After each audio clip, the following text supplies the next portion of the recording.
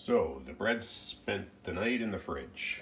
I don't know what you call it, cold proofing. I'm not sure, but it's very important for sourdough to get that flavor and to let the dough finish developing is to have it in the fridge.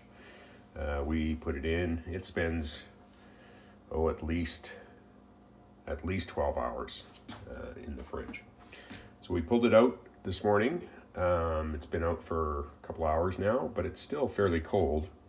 But what we're going to do is we're just going to check it to see if it's ready to go in the oven. So if it is, we'd be preheating our oven to 550 degrees. But we're going to do the little dimple test here. So I'm going to push into it, and if my fingerprint, when I push into it, stays, then it's not ready. It doesn't have enough energy to push it back up.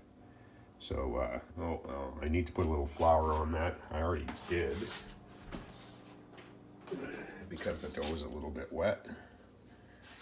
Put some flour so my finger doesn't stick. They're looking really good. Push in. So it's pushing it back up, but there's still a considerable dimple in there. So we're not quite at the right stage to go in the oven. So we'll probably be another hour. We'll check it, and I'm sure it'll be ready by then. So that'll be about 3.5, 4 hours that it's been out proofing on the counter, getting ready to go into the oven. Get it in the oven. We've got it on a peel with our cornmeal. You can see that it's really pushing up. In we go onto the baking stone. We go in with some moisture, real fine spray. Get some humidity in that oven. Shut the door as soon as you can, and we're off. We'll be in there for 7 minutes, and which we're going to set the timer right now, but because I wasted some time, I'm going to reduce that down to about 6.5. Start. So in 6.5 minutes, we'll go in and turn it around. We'll turn it 180, and we'll leave it for another 6 minutes. And so in about 12.5 minutes, you'll have a finished loaf of bread. Okay, these are the next two coming out. They're all done. Again, nice mahogany look.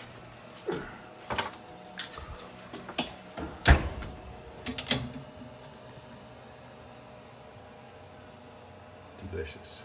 I'm just going to let those guys cool. 2 more to go. Epilogue. Whatever. Anyway, the net result is we got 5 beautiful loaves of bread. I got to tell you, the crumb, and that's the white part, the crumb on this is just beautiful. The sponge, I'm not an expert, but I've baked quite a few loaves, and I can tell you that is a very tasty, and the texture of it is just beautiful to the tooth and the mouth. It's wonderful. The crust is crunchy. It's got a little bit of a leathery aspect to it, which holds so much flavor. So I encourage you to do this. This is a smaller batch than we usually made. This is what's left over when I do my portioning. If there's a little bit left over, I always try something different. So we call this a baguette-ish.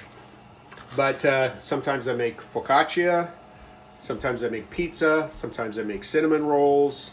But try and have a little bit of fun with if there's a leftover bit of dough. So anyway, I hope you enjoyed this, and I hope you have fun making bread.